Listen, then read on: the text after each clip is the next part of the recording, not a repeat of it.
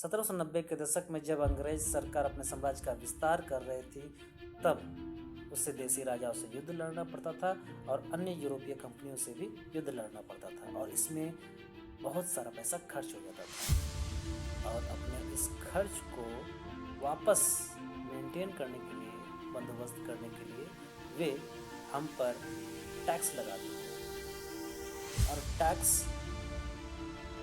कैसे लगाते थे? तो टैक्स लगाने का उनका एक नियम था कि टैक्स के अधिकार को, टैक्स लेने के अधिकार को, लगान लेने के अधिकार को वो नीलाम कर देते थे और कहते थे कि जो सबसे ज़्यादा टैक्स ला कर देगा उसे यह अधिकार दिया जाएगा, ताकि वे कुछ पैसा इंग्लैंड भेज सके अपने देश के विकास के लिए।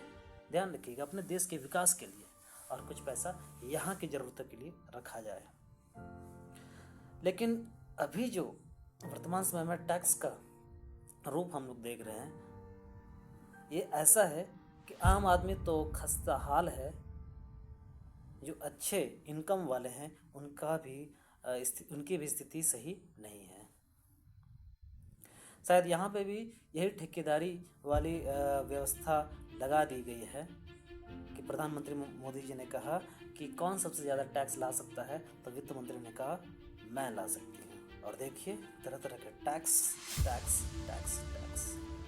अंग्रेज तो अपने देश भेजते थे पैसा अपने देश के विकास के लिए, लेकिन यहाँ पर किस तरह का विकास हो रहा है ये कुछ समझ में नहीं आ रहा है। तो फिर चलिए देखते हैं आगे क्या होगा। मैं रंजीत हंसदा आप सबको